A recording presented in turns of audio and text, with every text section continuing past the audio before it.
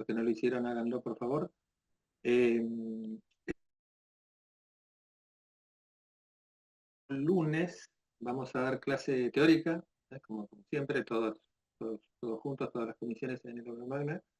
Cambiamos nada más la modalidad de práctica teórica porque el miércoles es feriado, así que el martes a la tarde van a tener todos en forma virtual con Walter Barrios lo que sería la parte práctica. Entonces hacemos lunes teoría y, y el martes haremos la práctica.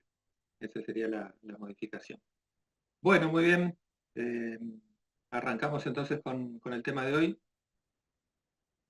Vamos a tratar de ir rápido porque es más o menos extensa. Vamos a tratar de llegar con todo. Comparto entonces la pantalla.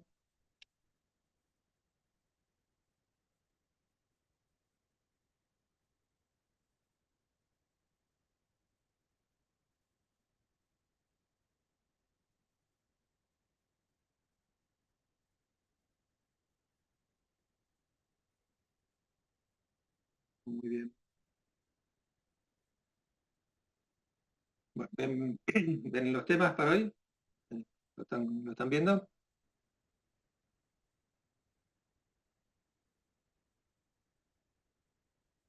¿Me confirman, por favor, que están viendo la pantalla? Sí, se ve, profe. Bueno, perfecto, gracias. Entonces, con esto arrancamos. Estos serían los temas para hoy. Vamos a ver lo que llamamos un computador simple. Vamos a avanzar a lo que sería el diseño de algo que pueda llamarse un computador a partir de todo lo que hemos venido viendo hasta ahora en la materia, tanto los conceptos, tanto las cuestiones conceptuales que vimos allá en las primeras clases, como todo lo que hemos venido viendo a partir de los circuitos combinacionales secuenciales y lo que vimos en la última clase de lo que es la transferencia de registro. Esto sería entonces más o menos el plan de la clase. Vamos a hacer un repaso, algo de esto vimos ya, de cómo plantear secuenciales cableados, bueno, ustedes acaban de hacer en los prácticos, a los sistemas programables. Vamos a repasar, a ver los componentes de un computador básico. Vamos a mostrar una arquitectura de un computador simple basada en algo que ya vimos, ahora cuando veíamos la transferencia entre registros, y sobre esa estructura vamos a mostrar cómo corre un programa, en realidad cómo se ejecuta un programa en ese computador, y haremos después al final una última eh, vista conceptual de lo que son las subrutinas. Al final de la clase hay una serie de preguntas de repaso que le van a servir a ustedes para tener una idea de los temas que nos interesan que queden fijos, ¿eh? A partir de la clase de hoy. Bueno, entonces arrancamos con lo que dijimos. Eh, Veo en el chat que alguien dice que se escucha bajo. ¿Me escuchan bien o es general? Yo escucho bien, profe. Bueno, muy bien. Perfecto.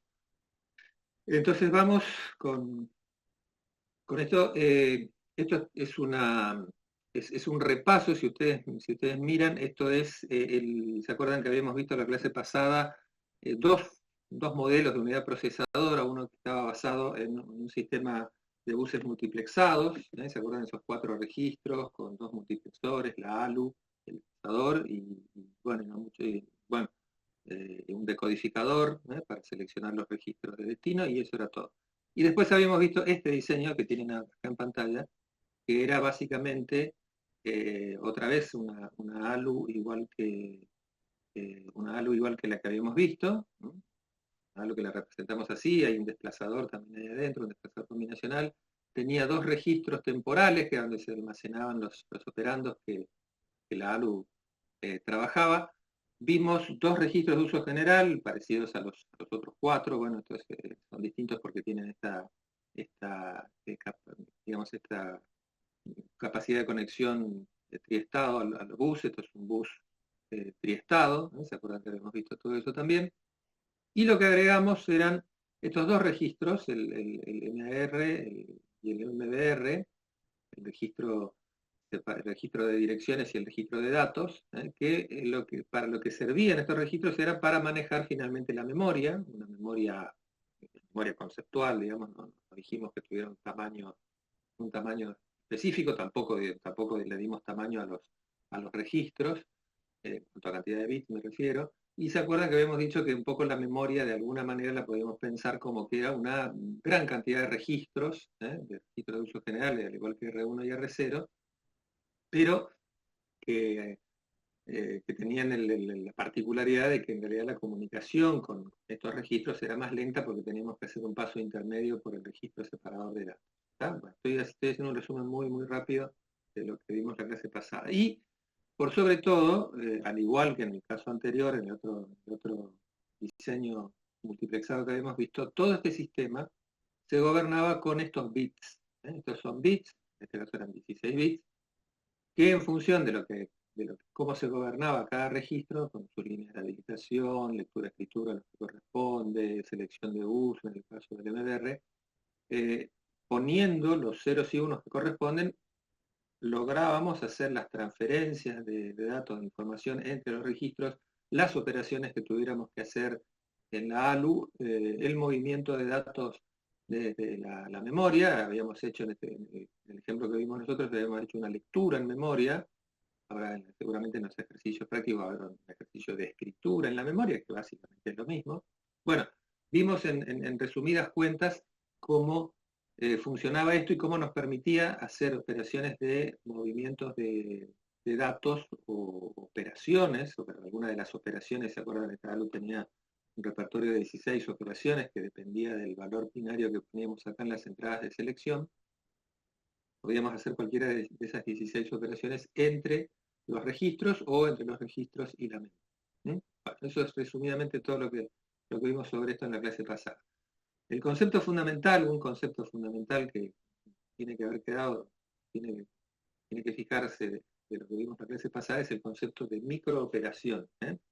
Esto ya lo dijimos en la clase pasada, pero lo volvemos a repetir. Una microoperación entonces es una transferencia entre registros, transferencia de datos entre registros, o entre transferencias, o entre el MBR, entre el registro y la memoria, o una operación aritmética lógica de desplazamiento efectuada sobre los datos que se almacenaban en estos registros temporales, en la ALU, que tenían la particularidad de que se desarrollaban en un solo ciclo de reloj, ¿no? Acá en este esquema simplificado no está representada la señal de reloj, pero ¿se acuerdan?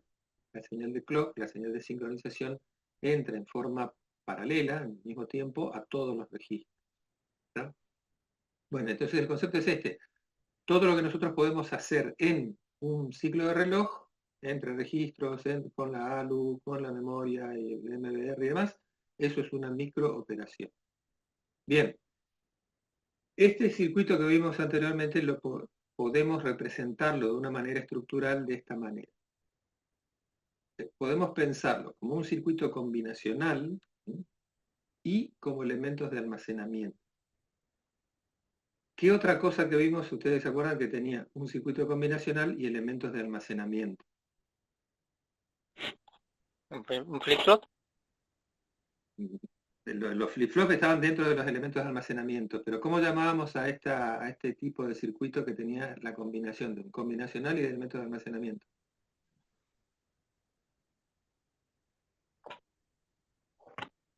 Teníamos los circuitos combinacionales y los circuitos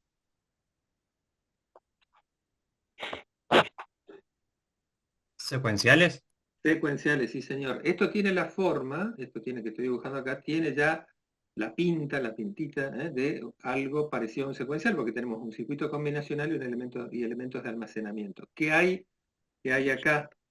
Bueno, el circuito combinacional es la ALU. Si ustedes se acuerdan, el diseño que hicimos de la ALU, de la unidad aritmético lógica, estaba hecha de elementos combinacionales, de sumadores, de codificadores, de multiplexores, eran todos circuitos combinacionales. Acá no había flip-flops, no había elementos de memorias, los registros, que eso los agregamos después, los registros de estado. Y en los elementos de almacenamiento, ¿cuáles eran? Bueno, eran los registros, ¿se acuerdan que vimos diapositiva anterior, y la memoria RAM, un poco de memoria RAM, que usábamos como elementos de almacenamiento. Decíamos que esa parte de la memoria RAM la usábamos como si fueran extensión de los registros. Así que tenemos un circuito combinacional y elementos de almacenamiento. Hay una entrada de datos, de alguna manera vienen los datos, hay salidas, ¿no? A su vez la ALU se comunica con los registros y la memoria, y las memorias, los elementos de almacenamiento, reinyectan otra vez información a las entradas de la ALU. ¿Está? Si ustedes miran el circuito anterior, no puedo volver atrás para la diapositiva, pero si ustedes miran, esto se refleja tal cual. Esto es una forma esquemática de mostrar las conexiones que tenemos en el circuito que vimos anteriormente. Y esto que tenemos acá tiene todas las características de ser un circuito secuencial, y de hecho es un circuito secuencial. De hecho es un circuito secuencial. Tenemos acá dentro de las líneas azules, puede asimilarse sin ningún problema a un circuito secuencial, a una máquina de estados finitos, pero tenía la particularidad, a diferencia de los circuitos secuenciales que vimos, que todo este circuito era gobernado por, ¿se acuerdan? Algo que llamamos una palabra de control, que eran un conjunto de bits, que eran los bits que hacían, bueno, enviaban los ceros y unos que controlaban a todos los registros, a señales de habilitación, lectura, escritura, etcétera, y mandaban también las señales de selección de la operación de la ALU, las que le decían si sumaba, si restaba, si hacía una AND, si hacía una OR, etcétera, ¿no? Si se desplazaba, bueno, todo eso se gobernaba. Hicimos varios ejercicios, y van a volver a hacerles, insisto, con los ceros y unos que colocábamos en esta palabra de control. Acá está representada en forma genérica, no la cantidad exacta de bits que usamos, es una representación conceptual. O sea, esto es un circuito secuencial que está gobernado, que está controlado por justamente un conjunto de bits que llamamos palabra de control. Por supuesto, tenemos la señal de sincronismo para todos los registros. Y además se acuerdan que los datos que hacíamos entrar a la ALU provenían de la RAM, podíamos guardar los datos en la memoria RAM, y también podíamos almacenar las salidas en la memoria RAM, es decir, la memoria RAM nos servía de entrada y de salida de datos. Así que bueno, básicamente esto es lo que podemos representar el circuito que vimos anteriormente, el circuito de la diapositiva anterior, lo podemos representar así. Esto es una forma simplificada, un diagrama estructural, para representar todo lo que vimos anteriormente. Quedémonos con esta idea, esto lo vamos a volver a ver, pero básicamente queremos mostrar que el circuito anterior, con los registros, con la ALU, con la memoria, puede asimilarse a esto, y esto es muy parecido, de hecho lo es, a un circuito secuencial. Lo volvemos a dibujar y marcamos una cosa. Las líneas rojas, las líneas que pintemos de rojo en este dibujo, son, si ustedes se ponen a mirar, las líneas por donde circulan los datos, los datos que estamos procesando, los datos entre registros. Recuerden que los datos vienen a los registros, entre los registros hay operaciones, esos datos se entran a las entradas de la ALU, de la unidad aritmético lógica, se procesan, se suman, se restan, salen, se almacenan en la memoria. Es decir, todo esto que está acá en las líneas rojas y los elementos que están interconectados a ellos, o sea, la ALU, los registros, la memoria, etcétera, constituyen lo que se conoce como ruta o camino de datos. Es un concepto muy fácil de entender, es por dónde van los datos, en nuestro circuito. Esto es la ruta o camino de datos. Quedémonos con esta idea, porque es así. Por supuesto, el movimiento y la operación de los datos sobre esta ruta, sobre este camino, dependen, como ya dijimos, estamos repitiendo cosas nada más, dependen de las líneas de control que salen de la palabra de control. Hasta acá no estamos diciendo absolutamente nada nuevo de lo que ya vimos, estamos solamente mostrándolo de una manera diferente. Y además una cosa que vimos en un ejemplo también, uno o dos ejemplos, es que si se trata de una operación sencilla, puede realizarse en una sola microoperación, pero Tuvimos un caso por lo menos en donde no podíamos hacer todo en una sola microoperación, sino que necesitábamos realizar una secuencia de microoperaciones. Para realizar una secuencia de microoperaciones lo que necesitábamos era dos o más palabras de control, primero una y después la otra. Eso es lo que nos dice, bueno, tenemos una microoperación después de la otra. Bien. Pero lo que no dijimos, y esto es lo nuevo, lo que vamos a ver en esta clase, es quién pone esos bits en la palabra de control. En los ejemplos que nosotros vimos en la clase pasada los poníamos nosotros, decíamos acá tenemos que poner un 0, acá tenemos que poner un 1, esto no interviene, así que ponemos una X, etc.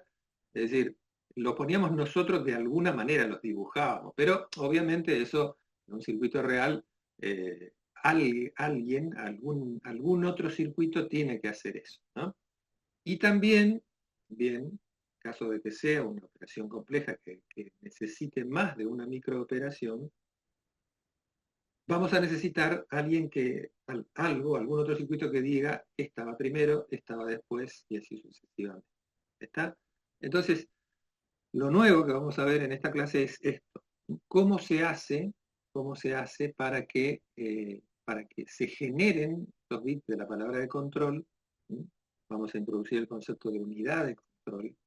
Y bueno, y vamos a agregar algunos registros más que nos van a servir para que esto opere de esa manera, y ahí sí vamos a estar obteniendo lo que podemos llamar con bastante buena voluntad un computador SIM. Antes de eso, bueno, repaso de algunos conceptos, de unas cosas, de algo conceptual también, porque esto lo vamos a relacionar con lo que viene, ¿no? Ustedes se acuerdan, estamos volviendo hacia atrás otra vez, hacia el principio, que cualquier problema que implique producir resultados a partir de datos entradas que puedan ser procesados digitalmente, puede ser resuelto mediante dos soluciones específicas. Habíamos visto lógicas cableadas, que eran con puertas y biestables, esos circuitos, esos secuenciales que diseñamos, o ese secuencial que diseñamos, para contadores, ¿se acuerdan? Y para ese otro caso que mostramos ese diagrama de estados con cuatro estados. Bueno, todo eso cabe dentro de esto, y también, lo mencionamos en la primera de las clases, pero esto es solamente para mencionarlo, lo podemos hacer con un dispositivo lógico programable por hardware, una FPGA, por ejemplo, que las contamos allá al principio, pero nada más, es para saber, no vamos a ver nada de esto. Además, un circuito secuencial, un circuito como este, y en realidad estrictamente este también, responde a los siguientes esquemas. Primero, ¿se acuerdan? Podemos representarlo funcionalmente como una caja negra donde tenemos compuertas y biestables y que realizan una secuencia de operaciones lógicas. Lo que veíamos, ¿se acuerdan? En el diagrama de estados, eso de entradas, salidas, de acá me voy a este estado, de acá me voy al otro. Bueno, entonces es una secuencia de operaciones lógicas que la realizan con puertas lógicas y biestables. Tenemos entradas, tenemos salidas y por supuesto tenemos una señal de sincronismo, y lo que sería el diagrama estructural, lo que habíamos dicho antes, un circuito combinacional, elementos de almacenamiento, con su correspondiente realimentación como entradas, y esto era un circuito secuencial. Esto es todo lo que vimos, nada de esto es nuevo para nosotros. Y lo volvemos a refrescar para relacionarlo con lo que viene. El sistema procesador que nosotros vimos, otra vez el mismo que ya estuvimos viendo antes, también puede representarse de la misma manera con un esquema funcional y con un esquema estructural. El estructural es el que ya vimos, que ya vimos en la diapositiva anterior, este que estaba acá, no lo volvemos a repasar, con el camino de datos, las señales de control y demás, y este esquema funcional que es igual al del circuito secuencial, también tiene compuertas y biestables, que hacen ahora ya funciones lógicas y de movimientos de datos. Piensen en que lo que hacíamos acá eran operaciones lógicas o aritméticas en la ALU y movimiento de datos entre los registros, todo esto es lo que decimos acá. Tenemos entradas, tenemos salidas, tenemos una señal de sincronismo, y lo que aparece acá, lo distinto al circuito secuencial, es que este circuito era controlado, como dijimos, como recordamos, por este conjunto de señales de control, que era esta palabra de control. ¿Está? Bien. Acá se supone, esto es todo repaso de cosas que estuvimos viendo hasta ahora. Pero lo importante es que este esquema que tenemos acá, es la base para la idea de lo que son los sistemas programables. ¿Ah? Y entonces ahora arrancamos con ese concepto. Una filosofía de diseño alternativa a esto que vimos, a los circuitos, a las soluciones cableadas o programables por hardware, que mostramos en la diapositiva pasada, consiste en un circuito también integrado, también formado por un número determinado de unidades funcionales, como la ALU, por ejemplo. Puede haber más de una ALU, puede haber otros circuitos aparte de la ALU. Podríamos pensar, por ejemplo, que es la ALU y el desplazador, son dos unidades funcionales diferentes, pero podríamos tener más de una ALU. De hecho, hay procesadores que tienen una ALU para operar con punto fijo y otra ALU para operar en punto flotante. Bueno, es solo para mencionar por qué decimos unidades funcionales. Y además registros, registros como los que ya vimos, como ya conocemos, capaces de realizar un conjunto limitado y predeterminado de operaciones lógicas y de movimientos de datos dentro del circuito, pero que a diferencia de los anteriores, no realizan ninguna función específica. Es decir, si uno pone este circuito, lo conecta, no hace absolutamente nada, no desarrolla ninguna función lógica específica. ¿Está? No desarrolla ninguna función lógica específica. Para que eso suceda, el movimiento de datos dentro de la estructura y la operación específica que el circuito tiene que hacer en cada paso, en cada ciclo de reloj, va a estar definida por las señales de control que ya vimos, las señales de control, la palabra de control que ya vimos. Pero y acá viene lo novedoso, y esas señales de control están generadas por lo que vamos a denominar una instrucción. ¿No? Recuerda que recién nos preguntábamos quién pone o de dónde salen esas señales de control que nosotros le vamos poniendo para que se produzca la transferencia entre el registro R0 y R1, para que se sumen en la ALU, para que se guarden en la memoria. ¿De dónde salen esas señales de control? Bueno, esas señales de control van a salir de lo que vamos a denominar, lo que denominamos una instrucción. Una instrucción. Las operaciones posibles de ese circuito, del circuito anterior, están determinadas por un conjunto finito, no infinito, y predeterminado de instrucciones que se conoce como, se denomina repertorio de instrucciones máquina. Lo que estamos diciendo es que esas instrucciones tienen un número n determinado, serán 100, serán 200, podrá haber en algunos podrán acercarse a las 1000, pero es un número finito, es un número determinado. No es que podemos decirle cualquier cosa al circuito, hace cualquier cosa y el circuito hace cualquier cosa. Tenemos que definir, y me adelanto al concepto tenemos que definir una arquitectura del set de instrucciones, la ISA que habíamos mencionado anteriormente, y sobre esa arquitectura del repertorio de instrucciones definimos qué es lo que va a hacer el circuito. Por lo pronto quedémonos con esta idea que es las instrucciones son un número finito, una cantidad determinada, que están predefinidas, que están determinadas cuáles son. El usuario no tiene la facultad de definir esas instrucciones las define el fabricante, y que se denomina repertorio de instrucciones máquina, y acá hacemos la aclaración de poner instrucción máquina para diferenciar lo que son las instrucciones de alto nivel, de los programas de alto nivel. Ahora al principio por lo menos lo vamos a llamar instrucciones máquina, después, más adelante por ahí van a aparecer directamente solo como instrucciones, pero nosotros siempre en general vamos a estar hablando de instrucciones máquina. ¿Qué es una instrucción máquina? Formalmente es un código binario que se interpreta y se ejecuta por parte del procesador mediante una secuencia de microoperaciones. ¿Se entiende? Si recuerdan el esquema anterior, estaban las instrucciones que generaban señales de control.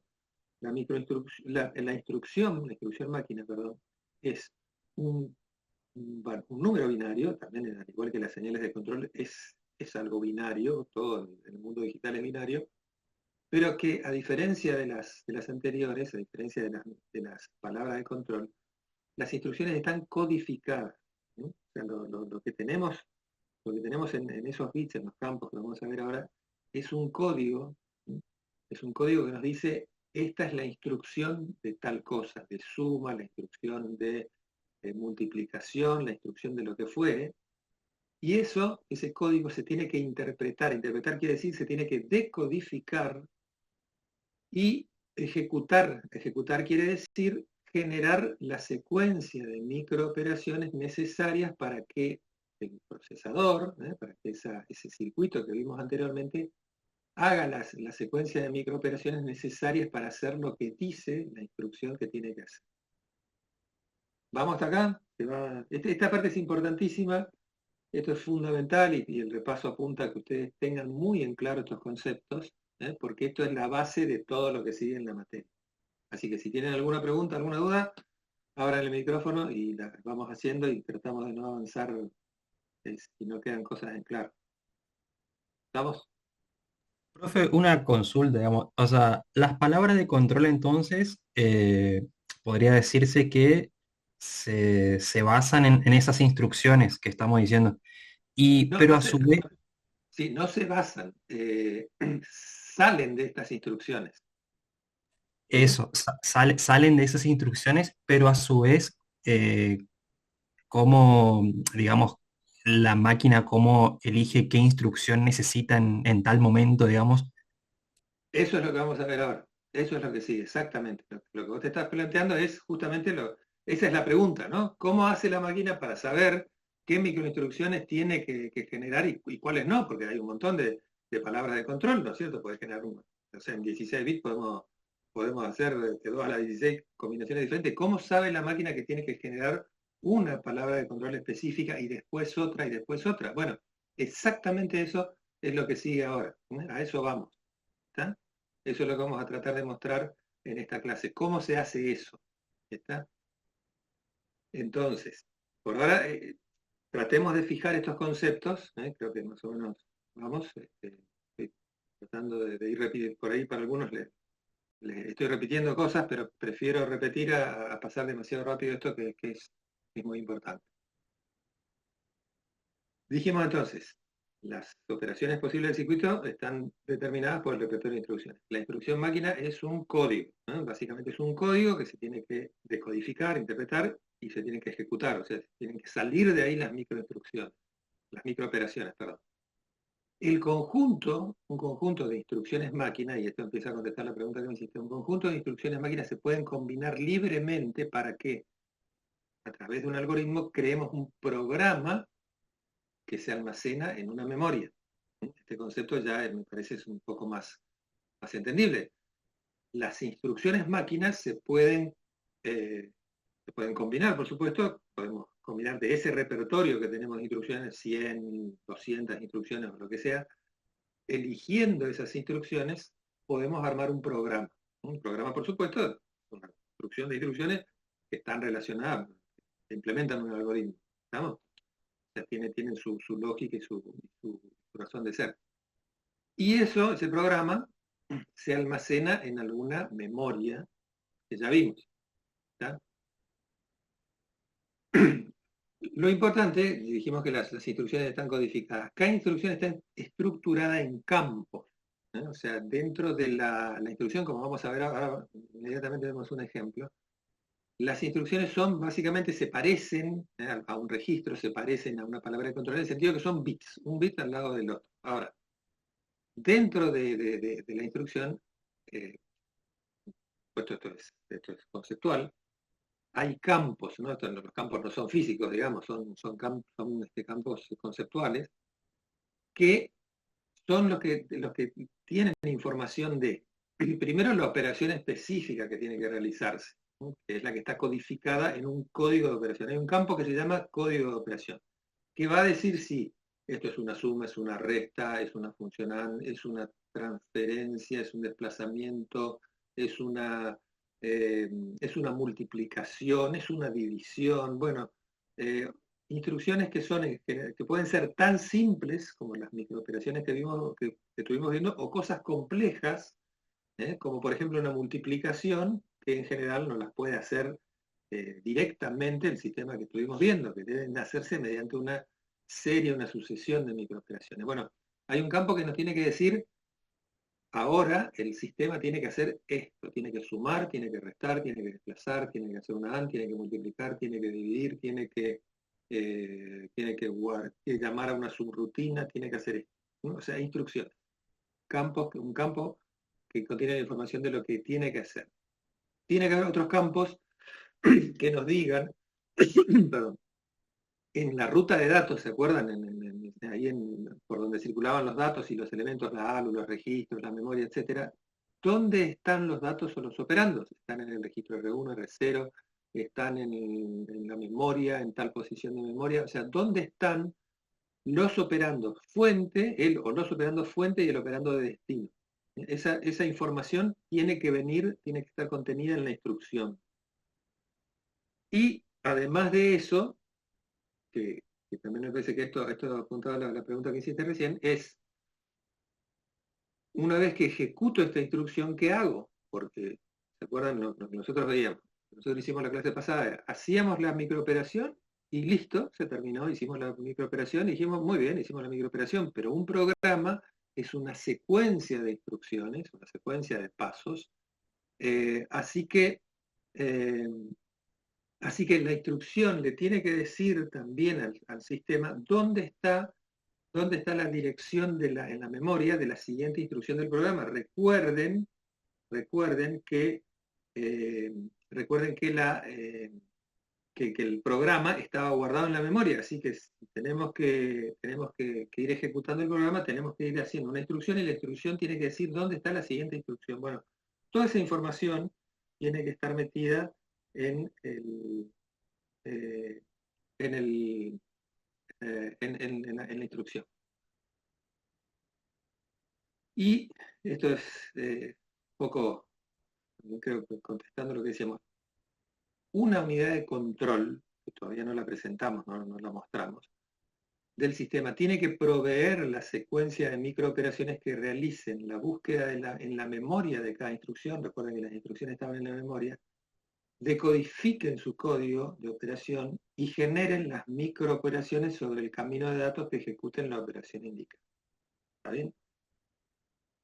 Esto es fundamental, este concepto es fundamental. Tenemos el programa, que es una secuencia de instrucciones que está almacenado en la memoria. Tiene que haber una lógica de control, que ahora la vamos a mostrar, la vamos a presentar. No vamos a estudiar en detalle, eso lo vamos a ver dentro de 2 clases más o menos, que tiene que proveer una secuencia de microoperaciones que busquen esa memoria, esa instrucción en la memoria, la traigan al procesador, donde se pueda decodificar su campo de operación, del código de operación, y a partir de esa decodificación se genere la secuencia de microoperaciones correctas en el camino de datos que ejecuten la operación que nos indica. Si es una operación de suma, tienen que ejecutar las microoperaciones que efectúen la suma.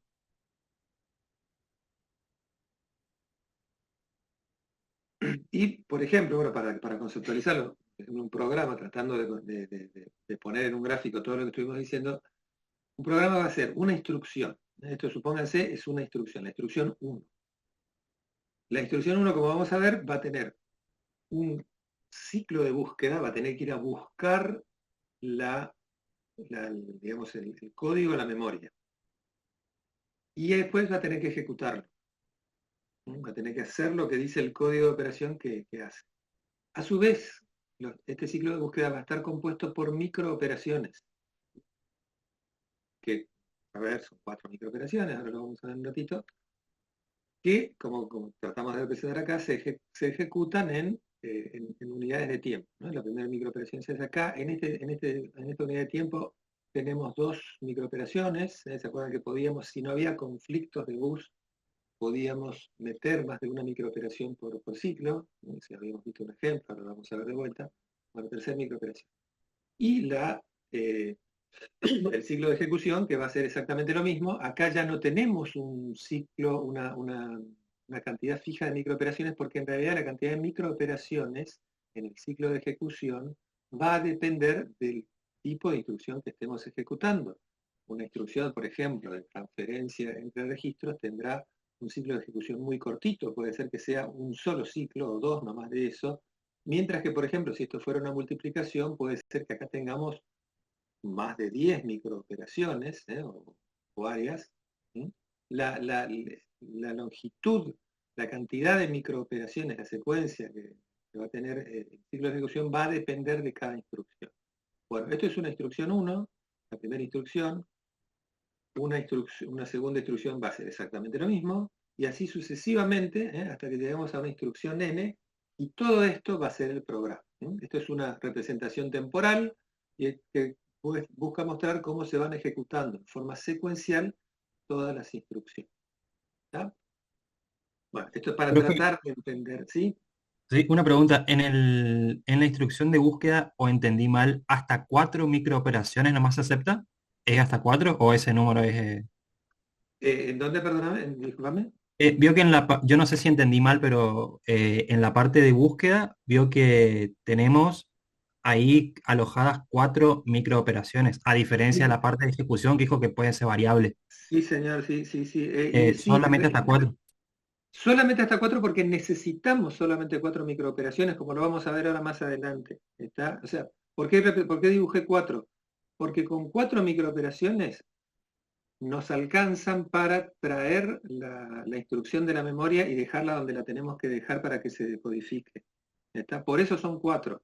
Y me adelanto a decirle una cosa que la vamos a mencionar después, porque esta es una pregunta que van a, o sea, una cosa que está en la guía de repaso y es algo que es importante que ustedes lo fijen.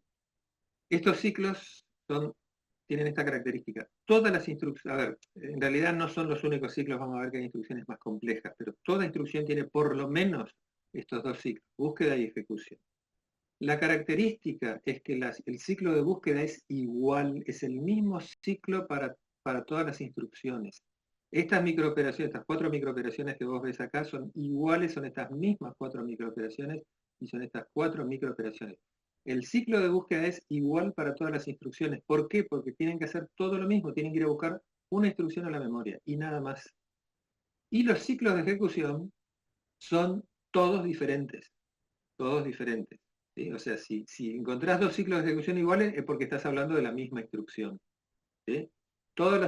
Si una instrucción es diferente a la otra, es diferente porque sus ciclos de ejecuciones son diferentes y puede ser, pues, seguro que sí, puede ser que tengan la misma cantidad de microoperaciones, pero con seguridad las microoperaciones no son las mismas.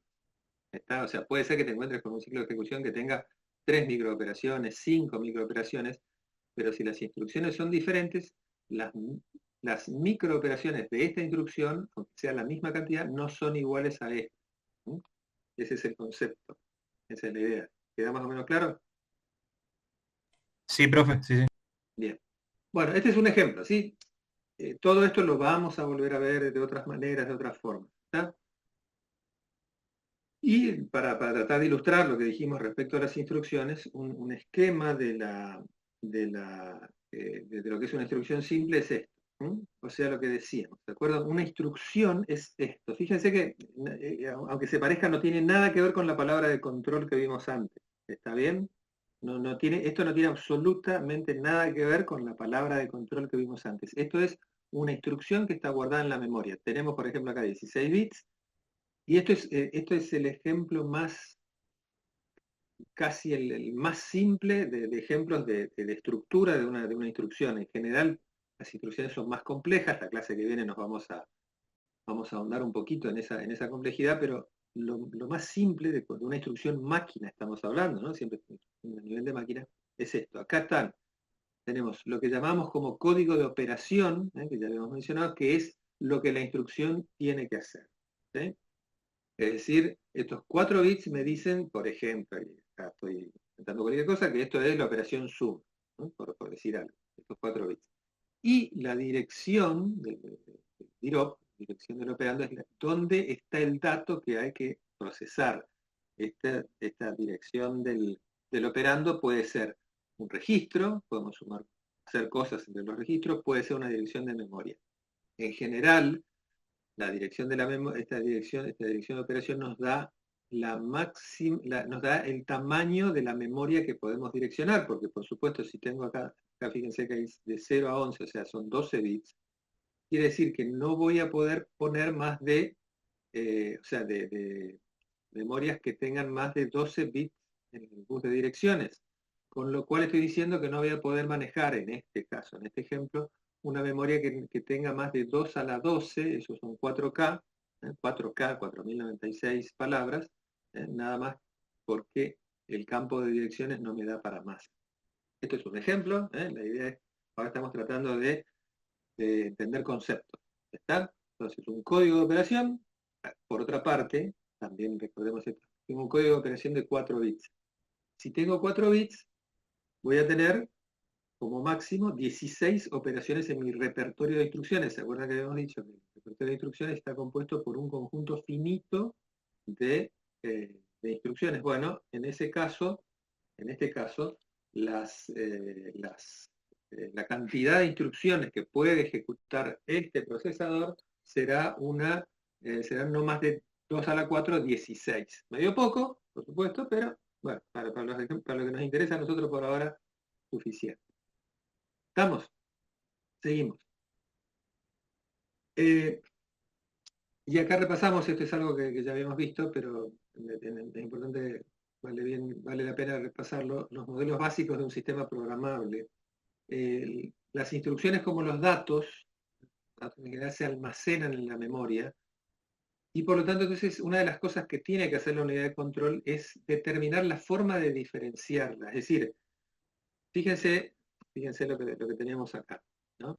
Acá lo que tenemos esto es una instrucción. Una instrucción con el código de operación y con los datos de operación. Pero olvídense que está esto, este código de operación, piensen que están mirando solamente todos estos ceros y estos unos que están acá. Estos ceros y estos unos que están acá también pueden ser un dato. También pueden ser un dato. Las direcciones y los datos los almacenamos en la memoria. ¿Está? Entonces la unidad de control tiene que tener la inteligencia, llamémosle así, tiene que estar diseñada para poder diferenciar qué es una instrucción y qué es un dato. No hay nada en la memoria, no hay nada en la memoria que diferencie. Si uno pudiera abrir la memoria y mirar los ceros y unos, vería ceros y unos. No podría decir esto es una instrucción y esta memoria. Bueno, la unidad de control tiene que saber qué es una instrucción y qué es un dato. ¿Alguien quiere hacer una pregunta?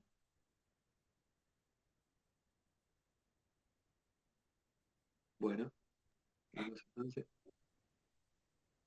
Profesor, Sí, con el tema de la instrucción y el dato, eso sería como lo identifica con un bit identificativo, con no, no hay nada que identifique instrucción de datos.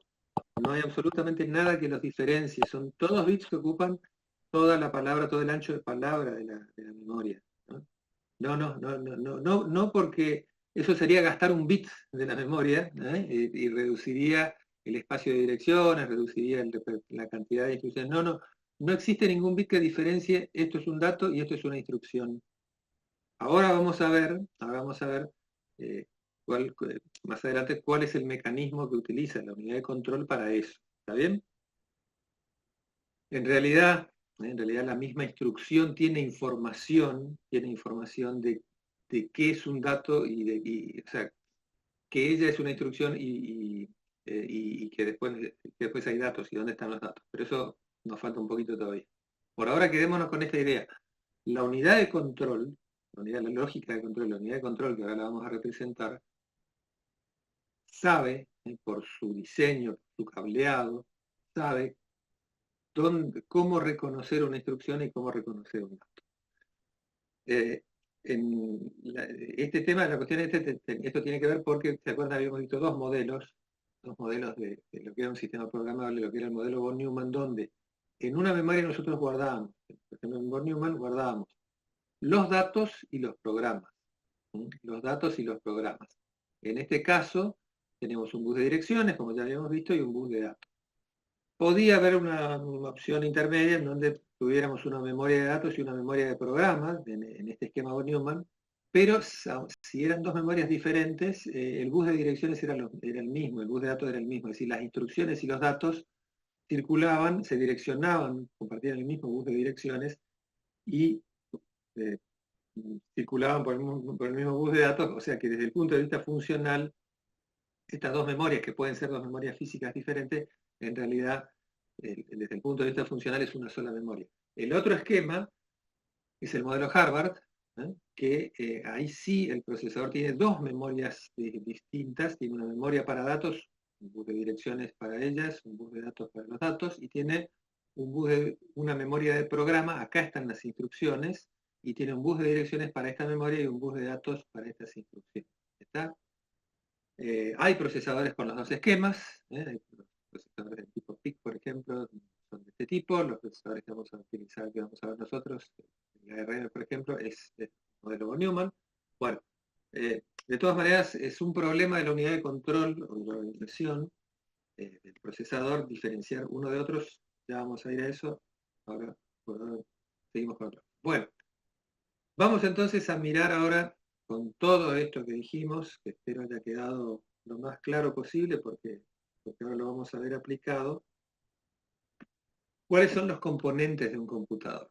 Recuerden entonces un componente de un computador, algo que habíamos visto de esto, tiene que tener un módulo de entrada-salida por el que ingresan y egresan los datos, un módulo de memoria en el que almacenamos los datos de entradas y los resultados procesados, y una unidad central de proceso, ¿no? Que básicamente, como vamos a ver, es la unidad de control y la ruta de datos, que habíamos visto, donde se interpretan las instrucciones, eso lo hace la unidad de control, se realizan las operaciones lógicas y matemáticas sobre los datos, eso es en la ruta de datos, y los datos justamente que vienen de los módulos anteriores y se envían a estos los resultados de ese procesamiento. La unidad central de proceso puede procesar datos que vienen de la memoria o que vienen de las unidades de entrada-salida, datos de entrada con datos de salida, y ¿se acuerdan? Todo esto se interconectaba a través de buses, de conjunto de líneas dedicadas, que habíamos reconocido un conjunto de bus de datos, un conjunto de bus de direcciones y un conjunto de líneas de control. Básicamente este es el diagrama esquemático, este es lo que está en la línea de puntos, es el computador. Y vamos a nuestro esquema anterior, a nuestro diagrama funcional, ese que se parecía, que era en realidad un circuito secuencial. Lo volvemos a mirar, lo volvemos a repasar. Otra vez lo volvemos a construir, otra vez la ALU, otra vez los registros y la memoria RAM que usábamos como elementos de almacenamiento, las entradas que ahora sabemos que vienen de una unidad de entrada-salida, las salidas que van a una unidad de entrada-salida otra vez, las salidas de la ALU que aumentan a parte de la memoria, la parte de los registros, justamente esas salidas tenemos ahí, y la realimentación de los elementos de memoria a las entradas de la ALU. Esto es exactamente lo mismo que habíamos visto antes, junto con la palabra de control. Este era el procesador simple, ese que la unidad procesadora que le llamamos anteriormente. Esto es todo lo que teníamos, exactamente lo que teníamos hasta ahora, con sus esquemas con las líneas de control. Esto es lo que vimos hasta ahora. Lo que agregamos de todo lo que dijimos es que ahora, porque se acuerdan, nos habíamos preguntado, ¿quién pone los bits en la palabra de control? ¿Quién pone los bits en la palabra de control? Y bueno, nos contestamos, lo ponen las instrucciones. Nos ponen las instrucciones.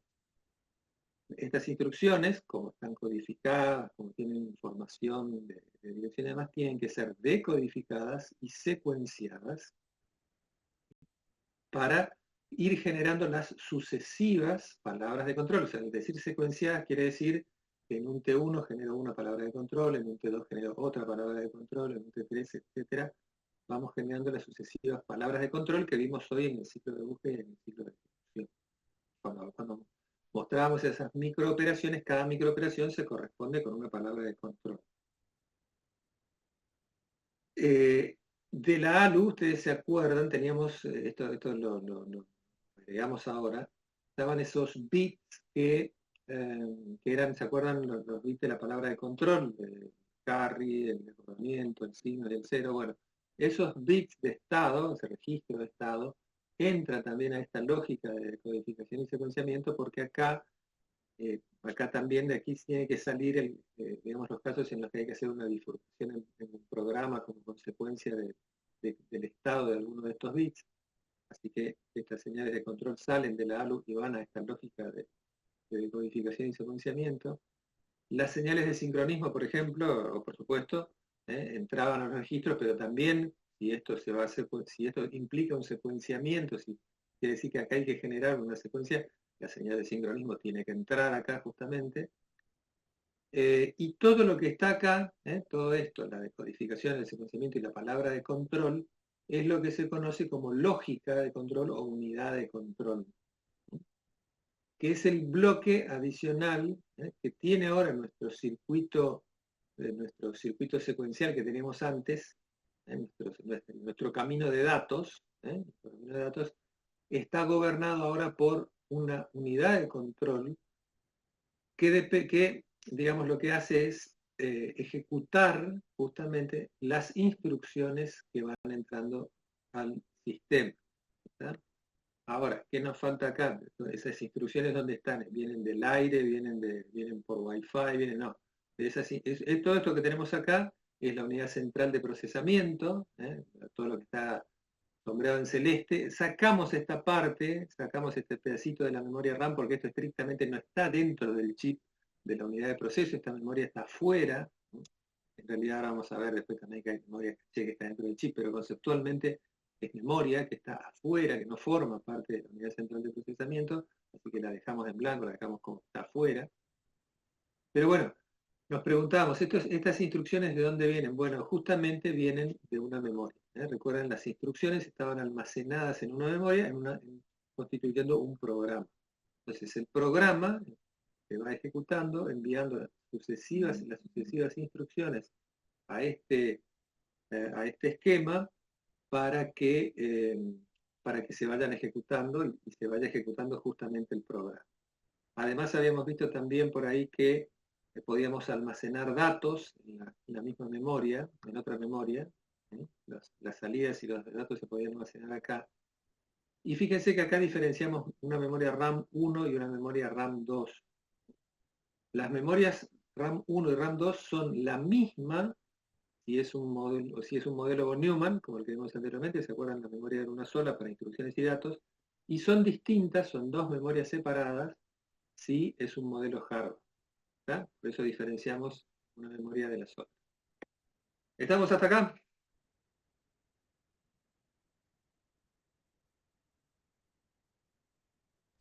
Bien.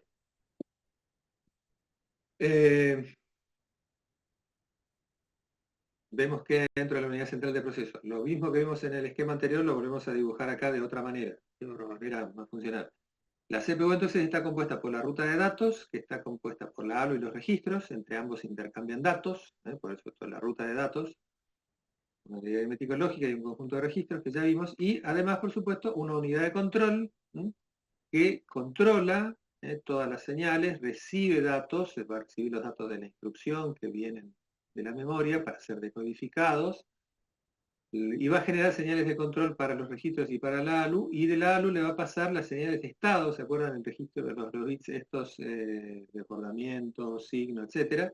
Es información que la ALU le pasa a la unidad de control. Con todo eso, la unidad de control, por supuesto, recibe la señal de clock, la temporización, la sincronización, y también genera, aparte de señales de control para la ruta de datos, genera señales de control para el sistema, o sea, por ejemplo, para las unidades de memoria, para las unidades de entrada-salida, y recibe señales de control también, ahora no las vamos a ver, pero vemos, por ejemplo, el sistema de entrada-salida, vamos a ver, por ejemplo, las señales de interrupción. Bueno, todas esas son señales que entran en la unidad de control.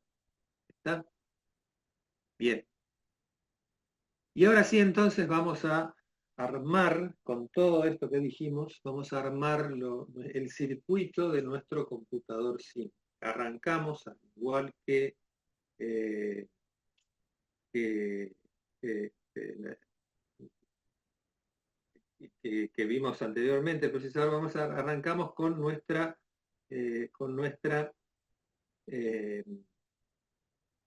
unidad aritmético lógica. Ya la conocemos, ya sabemos cómo funciona, qué tiene, qué hace, eso es exactamente igual. ¿Se acuerdan? Teníamos los registros temporales que teníamos que cargar como trabajamos con un sistema con bus, tenemos que pasar del bus a los registros temporales, los operandos que va a trabajar la ALU.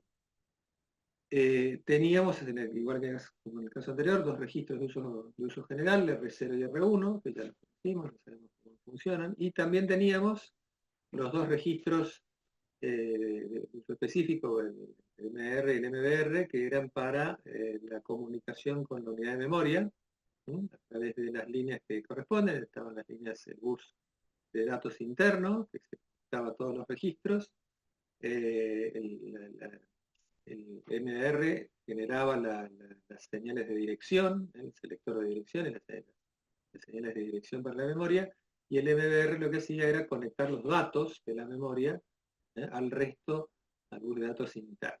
¿Tá? Básicamente esto era lo que habíamos visto antes, es exactamente igual, no hay nada nuevo respecto de lo que vimos la clase pasada como una unidad procesadora, ya hicimos microoperaciones sobre todo esto, ya sabemos cómo funciona. No hay nada nuevo hasta acá. Lo que aparece nuevo acá en esto es lo siguiente. Agregamos ahora 3 registros nuevos. Un registro que se llama PC Program Counter, o contador de programa, ya vamos a ver para qué sirve, vamos a ver un ejemplo. Un registro SP o Stack Pointer o puntero de pila, que también ya vamos a ver para qué sirve. Y finalmente un registro IR o registro de instrucción, también vamos a ver para qué sirve, ahora vamos a describir su función. Estos 3 registros nuevos, estos sí son registros que agregamos a todo lo anterior que ya lo habíamos visto, son los registros que nos permiten completar la estructura de registros de lo que podemos llamar ahora sí un computador simple. Y lo que nos está faltando acá, recuerden, ya lo estuvimos diciendo, es qué cosa, quién gobierna todos estos registros, quién gobierna la palabra de control, que ya dijimos es esa lógica de control, esa unidad de control. Esta unidad de control recibe información de los flags de la ALU, del B, del desbordamiento, del carry, del signo, del cero, y también recibe información, ya vamos a ver de qué manera, recibe información de los registros de instrucción. La salida del registro de instrucción, este registro particular, es el que le pasa a la unidad de control la información de la instrucción que viene de la memoria. Ahora lo vamos a ver en un ejemplo, así no es difícil de ver, lo vamos a tratar de mostrar en un ejemplo. Esas son las entradas de la unidad de control. Es un circuito lógico, así que tiene entradas y tiene salidas. ¿Cuáles son las salidas de la unidad de control? Bueno, son las señales de control de todo el sistema. Lo que está representado en estas líneas grises es un bus, o sea, varias líneas que se conectan en forma, esto en realidad son líneas individuales, ¿no es cierto? Esto que está en gris fíjenselo, son varias líneas, igual que el bus de datos, son varias líneas que se conectan en forma individual a cada una de las señales de control de los registros, de la memoria y por supuesto de la ALU también para indicar la operación que tiene que ejecutar la ALU. ¿Estamos?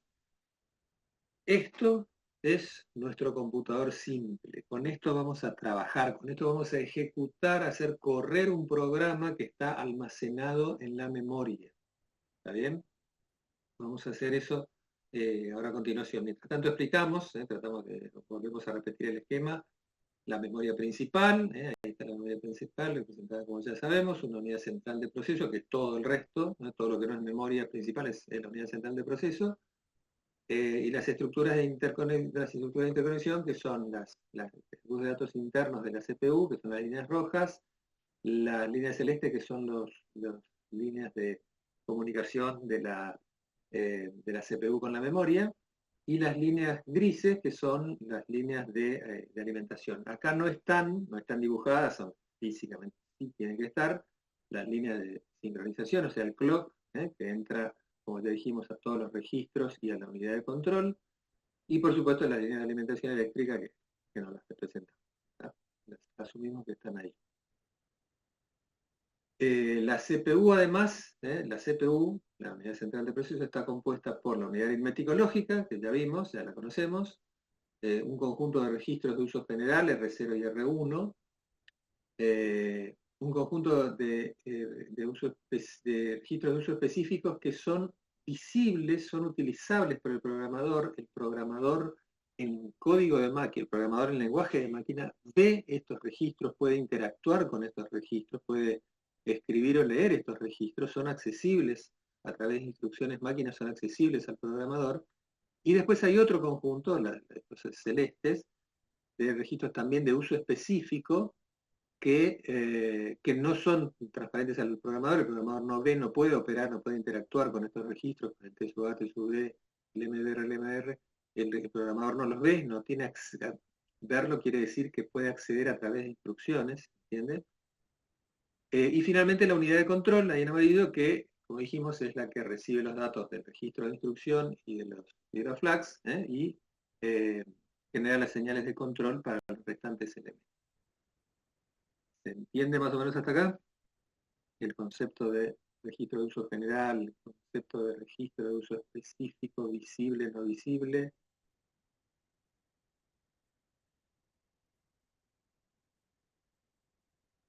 Bien, continuamos.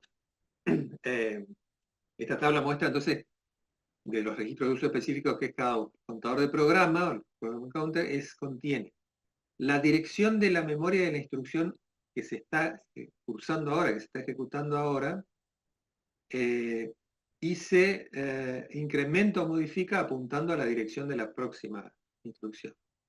Todo esto lo decimos ahora en palabras, lo vamos a ver con un ejemplo.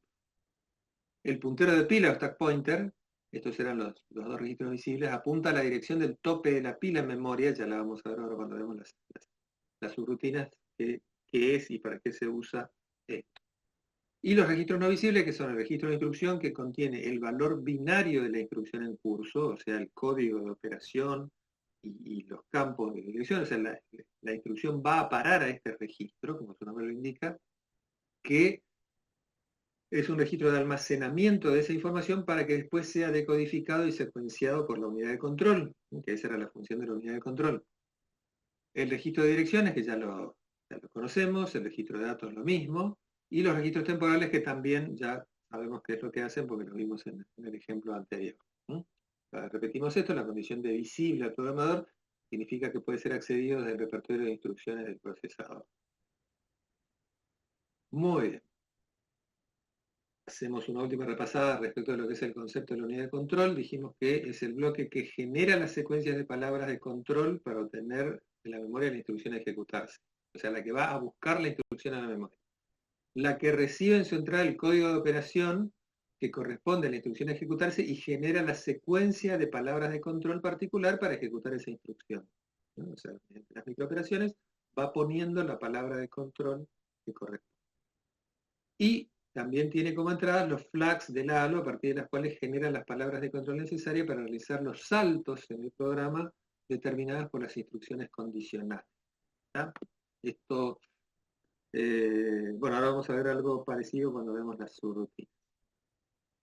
Y entonces su esquema es este, la unidad de control, sus entradas, sus salidas. Esto es, lo extrajimos de lo que era el circuito que vimos recién. Bueno, y ahora sí, entonces vamos a tratar de poner todo esto en concreto, vamos a tratar de entenderlo mejor, de terminar de entenderlo, espero, a través del ejemplo de cómo se ejecuta un programa almacenado en la memoria que tenemos. ¿Está? En el ejemplo que tenemos para visualizar, cada posición de memoria va a tener 16 bits. ¿Está? Hasta ahora nunca habíamos dicho cuánto tenía, pero en nuestra memoria va a tener 16 bits. Los primeros 4 bits, como en el ejemplo ese que dimos de la instrucción, indican la operación a realizar, lo que quiere decir, como dijimos ya, que se pueden realizar 2 a la 4, 16 instrucciones distintas. No es mucho, es poquísimo, pero para lo que a nosotros nos interesa, para el ejemplo, es más que suficiente. Los siguientes 12 bits indican una dirección de memoria donde se encuentra el operando, o sea, la dirección del DIROC, la dirección del operando, que si indica una dirección de memoria y tengo 12 bits, puedo direccionar, es decir, esto como máximo, 4096, o sea, 4K palabras de memoria. Las instrucciones, de esas 16 posibles instrucciones, nosotros vamos a utilizar 3. ¿Está? Solamente vamos a utilizar 3 que son estas. la instrucción 001 en binario, o sea, 1 en base 10, es la instrucción que dice cargar el registro R1 desde la memoria. La instrucción 2 en binario, la 2 en decimal, es almacenar el contenido de R1 en la memoria, el registro R1, y la instrucción 50101, 5 en decimal, es sumar R1 con un dato en la memoria. ¿Está? O sea, nuestras instrucciones van a tener este formato, que es el formato que ya vimos antes, 4 bits de operación, o sea, acá tendremos este 1, querrá decir que esta instrucción, la instrucción de cargar R1 en la memoria, si nos encontramos estos bits en esta instrucción, quiere decir que esta instrucción nos dice cargar R1 desde la memoria. ¿Desde qué parte de la memoria? Bueno, eso nos lo dice la dirección del operando. Esta dirección de operando es 940 en base 16, o sea, fíjense, 91001, 01004, 000, o sea, este valor binario es el equivalente a este valor hexadecimal, el 940 es la dirección del dato en la memoria. Entonces, esta instrucción nos quiere, ¿qué quiere decir todos estos ceros y unos? Esta instrucción es cargar el registro R1 que vimos anteriormente desde la memoria. ¿Desde qué parte de la memoria? La palabra que está en la posición 940 hexadecimal o 100101 y todo cero. Eso nos dice esta instrucción. La primera instrucción nos dice exactamente esto y no otra cosa. Y el ejemplo que vamos a ver es la ejecución de un fragmento de programa de 13 instrucciones nada más. Está nada más 3 instrucciones. Vamos a ejecutar estas 3 instrucciones que están guardadas en la memoria en las posiciones 300, 301, 302 y que usan los datos que están en esta posición 940 y 941, que son estos datos. El número 3 en decimal y el número 2 en hexadecimal en realidad, y el número 2 en hexadecimal. ¿Tá? Entonces, ¿qué quiere decir este programa? Este programa está escrito en valores hexadecimales. ¿Sí? Todo esto es en valores hexadecimales. O sea, estos son 4 dígitos hexadecimales, 16 bits binarios, ¿sí? En cada posición de memoria. Lo que nos dice esto en palabras humanas, este 1940 quiere decir cargar el registro 1, el R1, que es este código de operación, este 1, con el contenido de la posición de memoria 940, que son estos 12 bits restantes. La segunda instrucción nos dice, el 5 nos dice sumar, eso es el 5, sumar el contenido de la posición 941 con el contenido del registro R1 y guardar el resultado en el mismo registro. Todo eso nos dice el 5, ¿no? Estos 4 bits 1, 0, 1, 0, 1. Y la última instrucción, la 2941, nos dice almacenar el resultado guardado en el registro R1, este código 2, en la posición de memoria 941. ¿Está? Bien. Esto es lo que nos dice este fragmento del programa, estas 3 instrucciones que las vamos a ejecutar ahora sobre el circuito que mostramos para ver cómo se ejecuta un programa sobre esos registros y esa unidad funcional que es la ALU que teníamos. ¿Está? Esto es lo que vamos a hacer en las diapositivas que siguen. Así que presten atención. Entonces, tenemos nuestro esquema del computador simple que ya desarrollamos. ¿Sí? Le sacamos todo lo que había dentro del registro para que sea más fácil, porque ahora vamos a poner en cada registro vamos a poner su contenido. Y vamos a ver cómo se van moviendo los datos. Entonces, la instrucción 1 nos dice que tenemos que cargar el registro R1 desde la posición de memoria 940. Nosotros arrancamos este valor, ya está acá de alguna manera por la ejecución anterior del programa o por el seteo inicial del programa, el sistema operativo, eso lo veremos más adelante. El contador del programa tiene la dirección cargada, la dirección 300, o sea, está apuntando a esta dirección de memoria.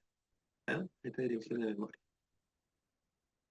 La primer la dirección de la primera instrucción. Entonces, hay que direccionar a la memoria. Entonces, para direccionar a la memoria, ¿quién es el que direcciona a la memoria? El MAR. El que le dice a la memoria qué dirección queremos acceder para operar es el MAR. De todos estos registros, el único que tiene comunicación con el bus de direcciones de la memoria es el MAR.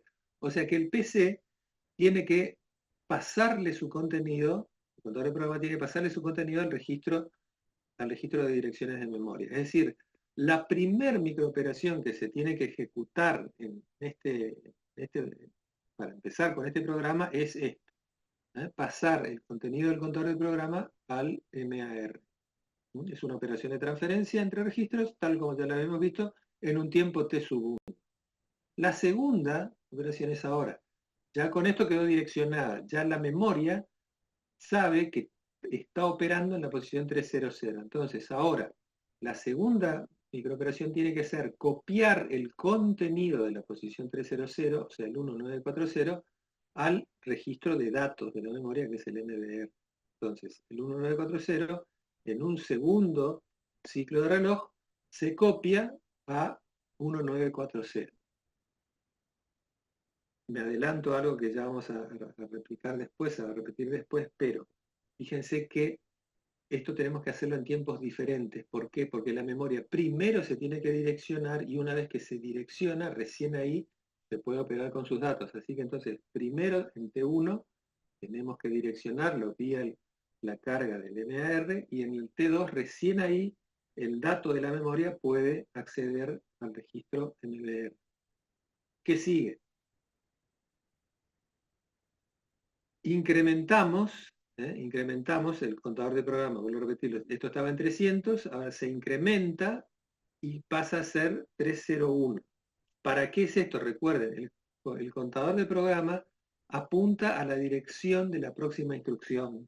Esta tiene que ir apuntando a la dirección de la próxima instrucción. Recuerdan que decíamos que una de las cosas que tenía que decir la unidad de control, y esto creo que fue una pregunta, es ¿cómo sabe el procesador cuál es la próxima instrucción que tiene que ejecutar? Bueno, se lo dice el contador de programa. El contador de programa, que es un contador, tal como lo que habíamos visto, después de que se capta una instrucción, se incrementa automáticamente y nos dice que la próxima instrucción va a ser la que continúa en la memoria a la instrucción que se ejecutó inmediatamente. Entonces, por eso se incrementa el contador de programa. Y fíjense que lo hacemos en el mismo tiempo que el contenido de la memoria pasa al registro de memoria. ¿Por qué? Porque no hay ningún problema, porque lo podemos hacer, porque no hay ningún conflicto en el bus, porque esto es simplemente una operación interna de un contador que le damos un pulso, que no está representado, un pulso en su entrada de cuenta y el contador avanza una posición. Y el tercer paso que tenemos que hacer es, el contenido de la posición de memoria se copió al MBR, que es el único registro que puede interactuar con la memoria. Pero necesitamos que ese valor vaya al registro de instrucción, porque recuerden que esta es la instrucción. Este es el valor codificado que tiene la información de qué es lo que tenemos que hacer ahora. ¿Se acuerdan que era cargar R1 con el valor de la posición 940? Entonces, para que la unidad de control sepa lo que tiene que hacer, ese dato tiene que estar cargado en el registro de instrucción, que es el que le pasa el valor 1940 ahora a la unidad de control. La unidad de control va a leer estos campos, estos bits, y va a generar las sucesivas señales de control para ejecutar esta operación. ¿Quién ejecutó, quién dijo que esta secuencia se tenía que hacer así? La unidad de control también. Es decir, antes de captar cualquier instrucción, la unidad de control sabe, está cableada, está programada para eso, para que al principio de cualquier instrucción vaya a buscar a la memoria y ejecute estas cuatro microoperaciones, que son las que listamos acá. ¿Se entiende esto hasta acá? ¿Hay alguna duda? Pero fue una consulta. Ahí en el primer paso, cuando pasamos o sea, PC a MAR, vio que Sí. esquemáticamente tenemos una flechita, ¿no? Que va directo. Sí, pero sí, eso no, es esquemático nomás, ¿no? O sea, en realidad eso tiene que totalmente. pasar por la unidad de control. No, O, no, no, no, no, no. O sea, está bien tu observación. Esto, y está buena para explicar qué es lo que estamos haciendo. Todas estas flechitas que hacemos acá no existen, estos saltos así que estamos mostrando, no, no es que las instrucciones y los datos saltan adentro del procesador de esta manera.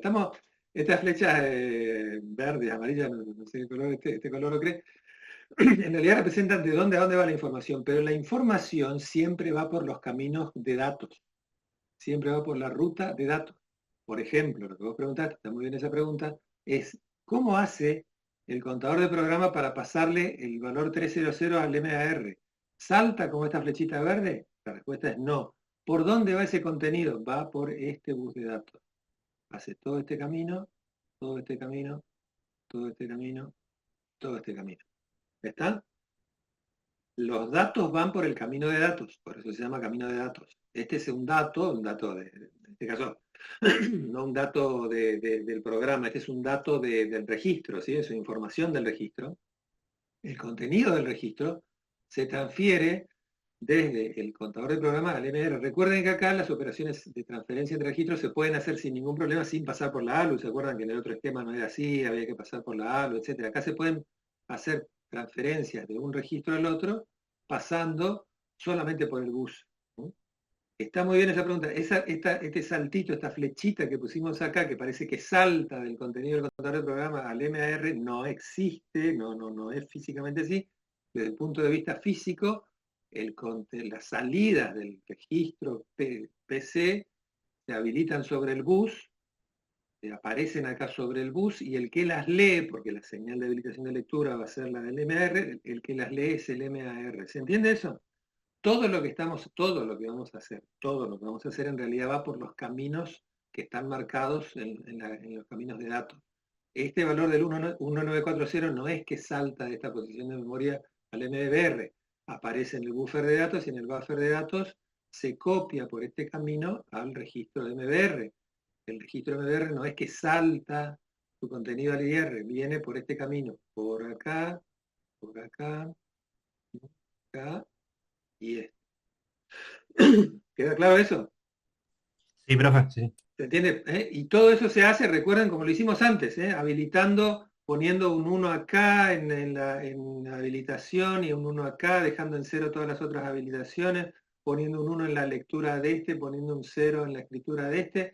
Todo tal cual como vimos antes, exactamente funciona todo como vimos en el ejemplo de la clase pasada, o sea, poniendo esas palabras de control, que en realidad las genera la unidad de control, en las líneas de control, que acá no las representamos porque si no el dibujo se hace imposible de entender. Pero lo que sucede en cada una de estas microoperaciones es que aparecen los ceros y unos en la palabra de control que está conectada a las entradas de control de cada registro. ¿Está? Así se mueven los datos tal como lo vimos anteriormente. Bien, listo. Primera instrucción. ¿Qué hicimos en la primera instrucción? ¿Ya hicimos la primera instrucción? No, lo que hicimos en la primera instrucción es el ciclo de búsqueda. Lo que hicimos es buscar la instrucción y la dejamos en el IR. O sea, buscamos la instrucción en la memoria y la depositamos en el IR. Ese es el ciclo de búsqueda. Y este ciclo es igual para todas las instrucciones. Me adelanto a decirles perdón, que las tres instrucciones que vamos a ver tienen un ciclo de búsqueda exactamente igual a este. El dibujito que vamos a ver va a ser igual a este. Lo único que va a cambiar va a ser que en vez de salir de esta palabra, va a salir de esta o de esta, el código. Pero después todo esto va a ser exactamente igual. ¿Ya?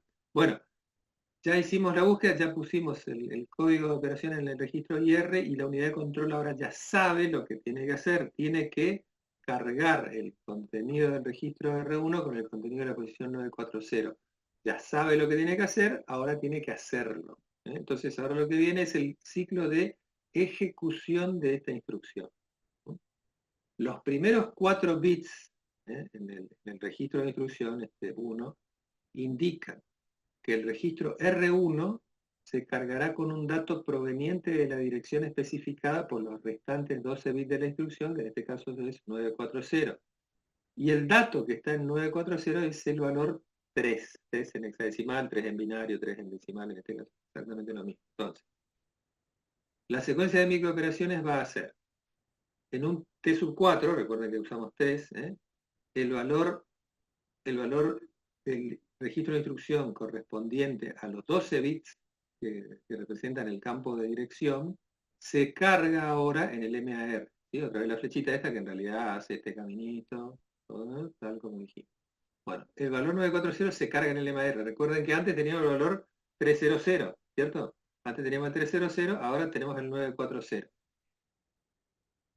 ¿Qué sigue de eso? Bueno, al 940 quiere decir que ya está direccionada esto. ¿Mm? Que está direccionado a esto. ¿Esto va a ser una instrucción o un dato? Es un dato.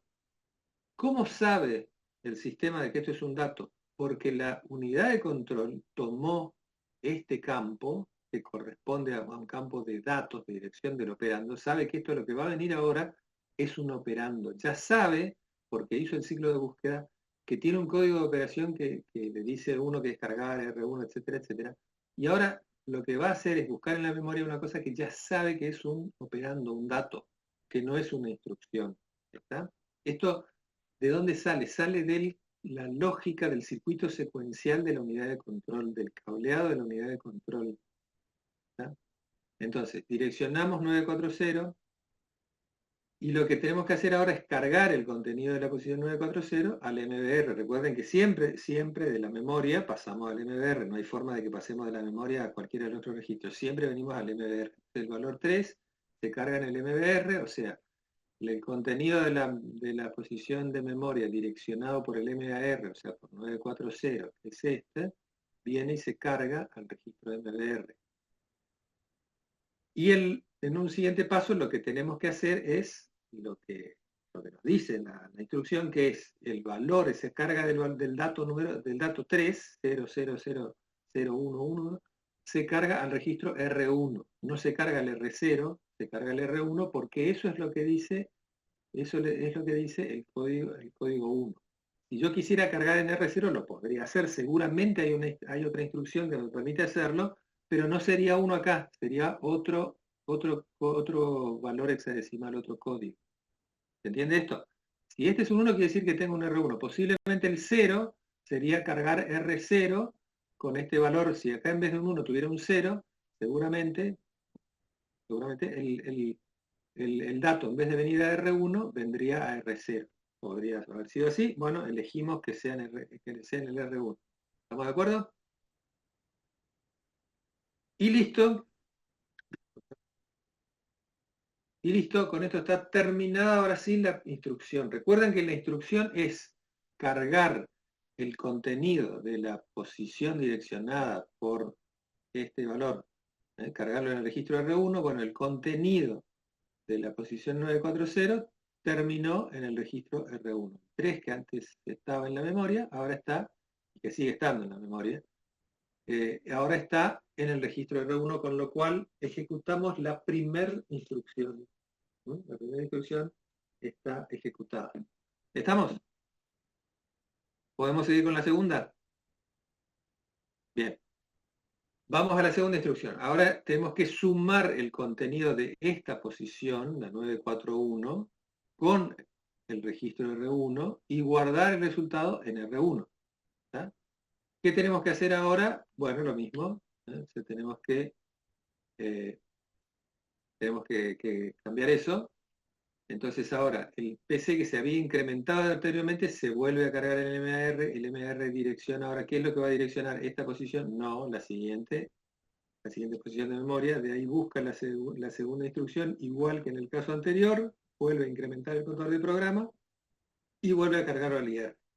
Si recuerdan, este es exactamente igual a lo que vimos para la primera instrucción, exactamente igual. La única diferencia es que esta flechita, en vez de estar acá, estaba en la posición 300. El resto es absolutamente todo igual, las mismas microoperaciones, exactamente sin ningún tipo de diferencia. Así que no nos detenemos mucho en esto. Vamos al ciclo de ejecución ahora de la instrucción 2. En la instrucción 2, los primeros 4 bits del IR, 4 bits del IR, que es el código 5, le indican a la unidad de control que tiene que sumarse el contenido de la dirección de memoria especificada por los 12 bits, el 41, con el contenido del registro R1 y almacenarlo, volver a guardarlo en R1. Acá ya, evidentemente, va a intervenir la ALU, así que eso es lo que vamos a ver ahora cómo sucede. Entonces, otra vez, el contenido de dirección de memoria se copia en el MAR direcciona la memoria en la posición 941, entonces ahora el dato número 2 se va a cargar al MBR, al MBR. Muy bien, ya tenemos el dato en el MBR. ¿Qué tenemos que hacer ahora? Ya están más cerca, pero todavía no están en los registros temporales del ALU. Lo que tenemos que hacer ahora es que R1 pase a uno de los registros y MBR al otro. Pero fíjense, fíjense esto. En este momento nosotros cargamos. A ver, hago una pausa y repito. Para que la ALU sume, tenemos que tener el valor 2 acá y el valor 3 acá. O viceversa, porque total la suma es conmutativa. Podríamos cargar R1 en T sub A y el MBR en T sub B. Tenemos que hacer que estos dos valores, el 2 y el 3, aparezcan en T sub A, cosa que parece difícil. Tenemos que hacer para que la ALU sume, para que pueda sumar. Si no están ahí, no puede sumarlo. Fíjense que ahora en este tiempo, en el ciclo número 5 de la instrucción, yo lo que hicimos fue traer desde la posición de memoria el contenido 2 desde la memoria justamente al MBR. ¿Por dónde se produjo esta flechita? Obviamente dijimos no va por ahí el camino. ¿Por dónde va? ¿Cuál es el camino de datos del 2? Va por el bus de datos en azul, el bus direccional de datos entre la memoria y el MBR. Pero como yo en ese tiempo T sub 5 usé este camino, fíjense que todo el camino rojo, el camino de datos rojo, quedó sin nada. No se está ejecutando ninguna microoperación sobre el camino de datos internos, sobre la línea de datos internos. Entonces, puedo aprovechar este mismo tiempo para que el contenido del registro R1 lo puedo copiar a T sub B, porque está libre el bus. Entonces hago eso. R1 ya aprovecho y lo copio en T sub B. Podría haber usado un ciclo más, podría haber usado el T sub 6, pero estaría perdiendo tiempo.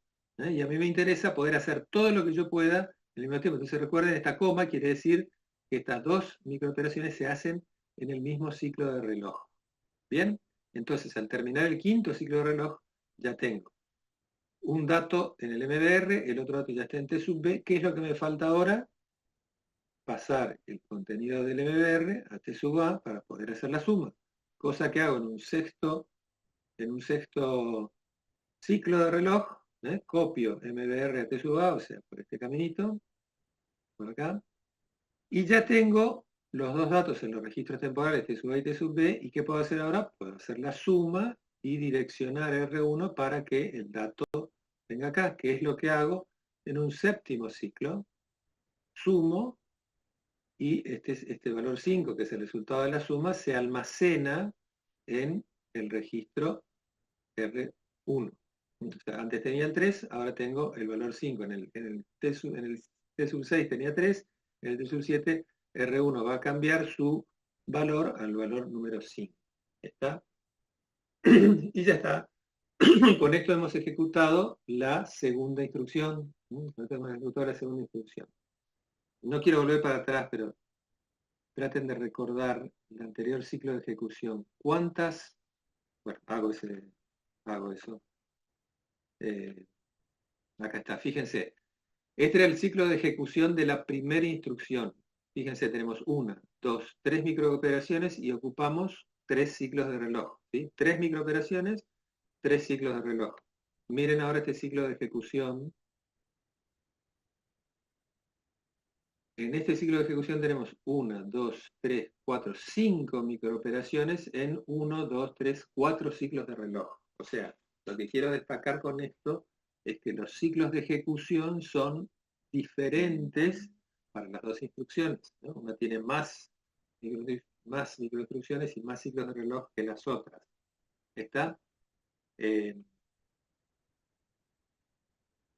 los ciclos de búsqueda, como habíamos visto, en exactamente igual. ¿Qué nos sigue ahora? Si ejecutamos la instrucción 2, tenemos que ejecutar la instrucción 3, que va a ser la última que vamos a ejecutar, que nos dice almacenar el resultado guardado en el registro R1 en la posición 941. O sea, lo que teníamos acá, este 5, que salió de la suma, lo tenemos que guardar en esta posición de memoria, 941, donde estaba uno de los operandos que vamos a perder. Esto nos dice que tenemos que hacer un ciclo de búsqueda, como hicimos anteriormente, o sea, exactamente lo mismo, ya ni lo explicamos, porque ya sabemos qué es lo que se hace. Otra vez, fíjense, es exactamente lo mismo, las mismas microoperaciones, la misma cantidad de ciclos de reloj, y otra vez todo lo mismo, excepto que ahora en vez de buscar los contenidos en la posición 300 o 301 como en las anteriores, buscamos el contenido en la posición 3002 y termina acá la instrucción tal como en los casos anteriores. Y ahora vamos al ciclo de ejecución de esta última instrucción, y lo que nos encontramos son que los primeros 4 bits en IR, primeros 4 bits en IR, nos dicen otra vez la operación que quiere decir almacenar el contenido de R1 en la posición de memoria direccionada por el campo de dirección, que en este caso es 941. Es decir, que este valor 5 tiene que terminar en esta posición de la memoria. ¿Está? Eso es lo que tiene que hacer ahora la unidad de control. La unidad de control lee esto y sabe que tiene que hacer eso exactamente, para lo cual desarrolla las siguientes microoperaciones.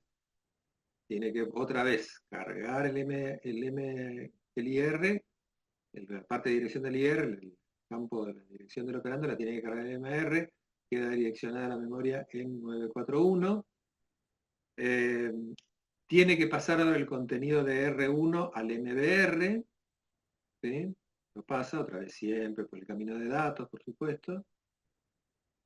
Y después ahora, después lo que tiene que hacer, la siguiente microinstrucción, es pasar el contenido del MBR, escribirlo en la posición 941 y termina en nuestra tercera instrucción. Si comparan esta con la primera, con el primero de los ciclos de ejecución, con la carga, fíjense, son las mismas, es la misma cantidad de microinstrucciones, la misma cantidad de ciclos de reloj, pero si lo comparan, si lo ven, las microinstrucciones son diferentes. En el caso era, el MBR se cargaba en R1, y decía acá al revés, y el MBR se cargaba en MBR, o sea, esto era al revés de lo que es acá. La secuencia de microoperaciones y los registros fuente y destino son distintos, están invertidos. Es decir, este ciclo de ejecución no es el mismo, aunque se parece, no es el mismo que el de la instrucción 1, porque de hecho uno es cargar, o sea, uno es leer de la memoria y el otro es escribir en la memoria. Listo, se terminó la ejecución de nuestro programa, y lo que hacemos acá es volver a ver toda la ejecución del programa en forma más resumida. Entonces, la instrucción 1 tenía la búsqueda, la ejecución, la instrucción 2 tenía la búsqueda en la memoria, la ejecución en la CPU, y la instrucción 3 tenía la búsqueda en la memoria y la ejecución en la CPU. ¿Está? Es decir, toda la ejecución del programa sigue una secuencia muy, muy ordenada y predecible, que está compuesta por ciclos. El ciclo siempre de búsqueda, el ciclo siempre existe, y un ciclo de ejecución que también siempre existe. Como vamos a ver en la próxima clase, puede ser de que existan otros ciclos adicionales, ya lo vamos a ver, pero estos ciclos de búsqueda y de ejecución siempre existen en todas las instrucciones. Este es el ciclo de instrucción, ¿no? Que se repite hasta finalizar el programa, que consiste en traer la instrucción de la memoria, realizar el procesamiento correspondiente a la instrucción específica, y entonces podemos, lo que dijimos, subdividir a cada instrucción en dos partes básicas: el ciclo de búsqueda o captación, el fetch, y un ciclo de ejecución. Es decir, todas las instrucciones que vimos caen dentro, independientemente de la duración, de la cantidad de microoperaciones que haya en cada ciclo de ejecución, todas caen dentro de este esquema. ¿Está? Y un programa esencialmente es esto: inicia y empieza a hacer ciclo de búsqueda, ciclo de ejecución, ciclo de búsqueda, ciclo de ejecución, hasta que llegamos a la última instrucción y terminamos. ¿Está? Esto es un ciclo de instrucción básico, simple, insisto. Le vamos a agregar alguna cosita más a todo esto, pero esto es sí o sí existe en cualquier instrucción. ¿Vamos bien hasta acá? Bueno, el ciclo de búsqueda entonces serán siempre estas mismas microinstrucciones, acá están muy detalladas y el comentario de qué es lo que hace cada una, eso ya lo vimos. Una cosa interesante es que el ciclo de búsqueda tiene 4 microoperaciones, pero solamente 3 ciclos de reloj. Y esto es porque la carga de la posición de memoria en el MBR, el registro de datos, y el incremento del contador de programa se ejecutan en el ciclo de reloj. Pero fíjense que también podría ser así. El incremento del contador de programa podría darse en el tercer ciclo porque también hay una, digamos, no hay conflicto, incrementamos el contador de programa junto con el MBR. Es decir, lo que vimos anteriormente, y esto son 2 opciones posibles y las 2 están bien para implementar el ciclo de búsqueda. En general, y siempre que sea posible, como dijimos ya anteriormente, es deseable agrupar todas las microoperaciones que podamos en un mismo ciclo, o sea, esto, no usar 4 ciclos para estas 4 microoperaciones. Si podemos agrupar, hagamos todas las microoperaciones que podamos en la menor cantidad de ciclos posible, pero para que eso sea posible se tiene que verificar esto, que se siga la secuencia apropiada. Por ejemplo, tenemos que direccionar la memoria antes de buscar el dato. Esto es la dirección de memoria y esto es el dato. Primero hay que direccionar la memoria y después tenemos que acceder al dato. No se puede hacer esto al revés. Si queremos hacer al revés o lo queremos hacer al mismo tiempo, hay un error. La memoria no funciona bien. Y por supuesto que no se produzcan conflictos, esto de que no se tiene que leer y escribir el mismo registro al mismo tiempo, esto ya lo habíamos dicho, y que, por ejemplo, esto es lo mismo, por ejemplo, el MBR no puede leerse ni escribirse también al mismo tiempo, estamos diciendo lo mismo. Y el ciclo de ejecución, bueno, como dijimos, depende de cada instrucción. En el caso de la carga de los datos era esto, en el caso de la suma era esto. Como podemos ver, acá tenemos 3 microinstrucciones, acá tenemos 3 ciclos de reloj, acá tenemos 5 microinstrucciones y 4 ciclos de reloj. Los contenidos de los ciclos de ejecución son siempre diferentes, siempre distintos entre cada instrucción. Muy bien, en los pocos minutos que nos quedan, vemos el concepto de subrutinas. Son unas pocas diapositivas más y terminamos. Las subrutinas son programas dentro de programas. Son pequeños bloques que se ejecutan todas las veces que nosotros querramos, llamándolas desde un programa principal y volviendo una vez que se terminan de ejecutar. Es más o menos el equivalente a las funciones en los lenguajes de alto nivel. En los lenguajes de bajo nivel se conocen como subrutinas. Para operar ahí sí entra este otro registro que lo habíamos puesto y no lo usamos para nada, el registro de Scan Pointer, que es un registro específico para esto. Lo que vamos a ejecutar ahora es esto, un llamado a la subrutina que está en la posición de memoria 850, ejecuta estas instrucciones y retorna. No lo vamos a ver a nivel de microinstrucción, lo vamos a ver solamente a nivel de las flechitas, de cómo se mueven los datos dentro de la estructura nada más.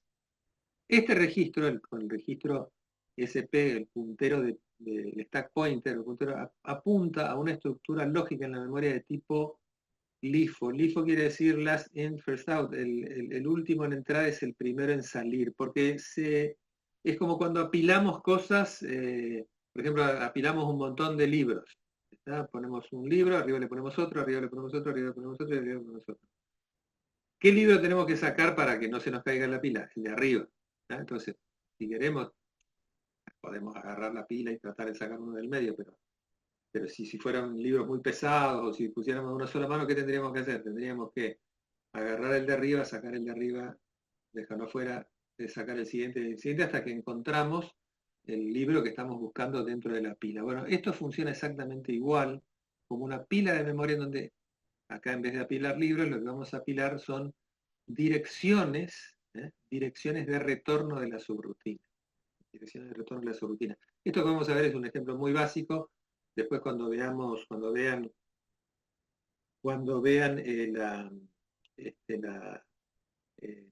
cuando vean cuando hagamos estas prácticas en lenguaje ensamblador, esto se va a desarrollar y entender un poco mejor. Pero entonces el concepto de pila es una parte de la memoria, más adelante vamos a ver cómo se estructura la memoria, y la reservamos para que funcione como pila, no como RAM, digamos, sigue siendo una RAM, pero desde el punto de vista funcional, es como si funcionara como una memoria de tipo pila, una memoria de tipo LIFO. Para este ejemplo, entonces suponemos que el programa principal está en la posición 200, este es otro programa, vamos a usar la misma instrucción que usamos en el otro, pero lo ponemos en otro lugar, se está ejecutando en la posición 200, el anterior estaba en la 300. En los primeros 4 bits de la instrucción, ¿se acuerdan? Acá aparece el valor 1010 en binario, o sea, el código, el dígito A, el 10 decimal, el A en hexadecimal, que, esto lo decimos nosotros acá en nuestro ejemplo, es el código de llamada a la subrutina que está ubicada en la posición de memoria direccionada por los restantes 12 bits, en este caso 850. Esta instrucción, esto es una instrucción, quiere decir ir a ejecutar la subrutina, ¿sí?, que está en la posición de memoria 850. Lo que hay en la posición de memoria 850 ahora ya no son datos, es otro programa, son instrucciones otra vez. ¿Está? Lo que vamos a hacer es eso, vamos a ir a ejecutar este programa y cuando terminamos de ejecutar este programa vamos a volver al tronco principal del programa. Al ejecutarse entonces el llamado, el contador del programa anterior se salva y se incrementa, o sea, estábamos en 200, lo incrementamos y lo salvamos en la pila. Acá la pila es, imagínense una pila al revés, una pila invertida. En la parte más alta de la pila es esta y esta es la parte más baja. Imagínense que la pila está dada vuelta, ¿está bien? Pero la parte superior de la pila es esta, la parte inferior de la pila son las direcciones inferiores. Entonces, lo primero que hace la subrutina, lo hace la unidad de control, por supuesto, cuando encuentra este código de operación, es el contador de programa lo incrementa y lo salva, lo guarda en la memoria, en el tope de la pila, que era FFF. El stack pointer tenía el valor FFF, que es el tope de la pila. Es la última dirección de la memoria, por ejemplo. En ese momento decrementamos el stack pointer. El stack pointer que estaba en FFF pasa a ser FFE y ahora apunta a la siguiente dirección, a la dirección inferior de la pila, que es FFE. ¿Para qué hace esto? Porque podría pasar, no va a ser en nuestro caso, pero podría pasar que esta subrutina llame otra vez a otra subrutina, podemos tener un conjunto de subrutinas anidadas, y en ese caso podríamos estar guardando esta dirección de retorno, varias direcciones de retorno en la pila. Esto no va a pasar en nuestro ejemplo, solamente es un llamado a una subrutina simple. Pero el sistema hace esto, decrementa el stack pointer, y ahora el stack pointer está apuntando a esta dirección de memoria. Antes apuntaba al tope de la pila, ahora apunta a la dirección inferior. Ese es el primer paso que hace al ejecutarse. Ahora, el 850 se tiene que cargar en el contador de programa para que se ejecute esta instrucción. Por supuesto, acá estamos simplificando las cosas. Parece como que el contador de programa le dice la dirección en la que está. En realidad el contador de programa carga el MAR, como habíamos visto anteriormente, solo que ahora para simplificarlo, hacemos como que el contador de programa es el que apunta a la dirección. Entonces apuntamos al valor 1940. 1940. ¿Qué va a suceder ahora? Lo que va a pasar es que ahora el programa se va a ejecutar tal como vimos anteriormente, se va a ejecutar esta instrucción 140, que se acuerdan era cargar R1 con la posición, con el contenido de la posición de memoria 940, esto es todo igual al ejemplo anterior, sumar el contenido de la posición 941 con el contenido del registro R1, todo esto es igual. Se ejecuta este programa tal como lo hicimos en las diapositivas anteriores, Y al final, la última instrucción es esta instrucción, B0000. ¿Qué es esta B larga? Nos encontramos con la instrucción de retorno, B000. La instrucción de retorno, B000, quiere decir que ahora el B000 se copia en el IR y esto indica que tiene que pasar todas estas cosas. Se tiene que incrementar el stack pointer, se restaura el contador de programa anterior, este que habíamos guardado acá, 201, este 201 vuelve y se copia en el contador de programa, y ahora el contador de programa apunta ¿a quién? Apunta a la siguiente instrucción, que era la 2941, la que decíamos que era guardar el resultado de esa suma en la posición 941, tal como hicimos en el ejemplo, en el programa anterior. ¿Está bien? O sea, ahora es cuando terminó la subrutina por esta dirección de retorno B00, se produce otra vez el fenómeno inverso al que hicimos, lo que habíamos guardado lo restauramos en el contador de programa y vuelve a ejecutarse el programa principal, que era este, en la dirección la dirección siguiente a donde habíamos saltado al llamado a la subrutina. ¿Estamos? Esto es así funciona entonces una subrutina, insisto, todo esto lo van a ver en un ejemplo ahora cuando veamos este lenguaje ensamblador. La última cosa, con esto vamos terminando, lo mostramos nada más, esta va a ser la arquitectura básica de un microprocesador convencional, los ARM, que va a ser con el que vamos a trabajar el lenguaje ensamblador, solamente lo mostramos para ver cómo se relaciona con lo que estuvimos viendo. El ARM, fíjense, nos encontramos con una ALU, nos encontramos con un barrel shifter, o sea, un multiplicador, perdón, un desplazador combinacional, en vez de estar al final está antes, no hay problema, funciona igual. Aparece esto que no lo vimos, esto es una cosa nueva, no lo vimos y lo vamos a ver, que es un circuito multiplicador, es un circuito que hace multiplicaciones más rápidas, bueno, es una cosa nueva que aparece en esta estructura. Después vemos un registro de instrucción, como ya vimos, un decodificador de instrucciones, una unidad de control, tal como estuvimos analizando. Vemos un registro separador de memoria, un registro perdón, de direcciones de memoria, un registro de buffer de registros. Bueno, estas son funciones particulares, digamos, que incrementan, en vez de incrementar el contador de programa, incrementan el memoria. Son varias variantes de lo que ya estuvimos viendo. Y por supuesto la memoria externa, como la que teníamos nosotros, la memoria principal. Y lo que hay acá es un conjunto de registros de usuario. En este caso, se recuerdan que en nuestro caso tenemos 2 registros de uso general.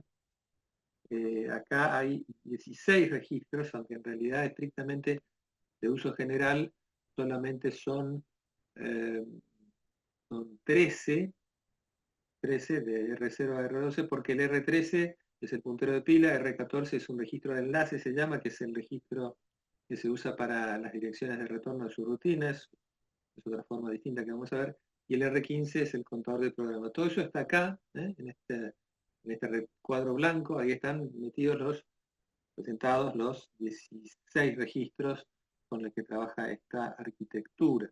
La cosa interesante es que trabaja con 2 registros fuentes, RN y RM, y un registro de destino, o sea, utiliza un esquema para esto, un esquema de bus multiplexado, parecido al primer ejemplo que vimos, si se acuerdan, la clase pasada. ¿Sí? O sea, acá tiene, la ALU trabaja con un registro fuente RN, con un registro fuente RM, o sea, 2 registros fuentes. Este pasa por el desplazador combinacional, que pueden desplazarlo o no desplazarlo. Se suman o se operan, se restan, una operación lógica, lo que sea, y todo eso se guarda en un registro destino, tal como sucedía en el caso anterior. Muy bien, terminamos acá. Esto fue todo.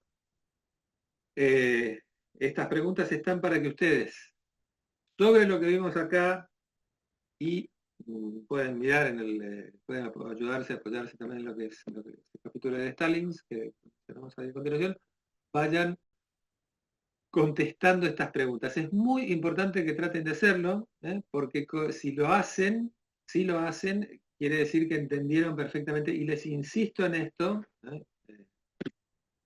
la pregunta para infundir terrores, la frase para infundir terrores, todo esto entra en el parcial, todo esto entra en el parcial, pero a ver, más allá de la cuestión de que entra en el parcial, esto es crucial para entender todo lo que viene. Todo lo que viene en la materia es chino básico si no entendemos estas cosas que están en estas 8 preguntas. Está entonces, consejo fuerte, consejo, ¿no? Consejo, más que un consejo, una orden. Traten de contestar esto, ¿no? Si tienen algún problema con alguna de estas preguntas, las repasamos el lunes, ¿sí? Planteen ustedes sus dudas, qué fue lo que no pudieron entender, va a ser difícil porque vamos a estar todos en el aula magna, pero vamos a tratar de ir repasando estos conceptos vamos a dedicarnos más de 5 o 10 minutos, no vamos a tener mucho tiempo, pero la idea, por eso la idea es que traten de contestar esto. No vamos a poder volver a repasar toda la clase, no podemos volver a darla, ¿ok?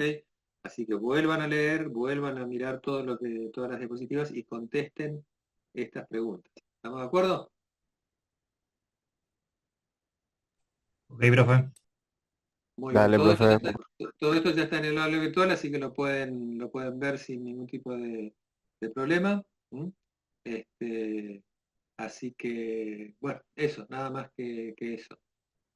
Bien, no sé si queda alguna otra duda, alguna otra pregunta. Vamos para contestarla. Espero que se haya entendido lo más posible. Vuelvan a leerlo, vuelvan a hacer todo lo que puedan hacer. Muy bien, nos estamos viendo entonces el lunes, ¿ok? El lunes en el aula magna. Bueno, profe, hasta luego. Hasta luego, que sigan bien.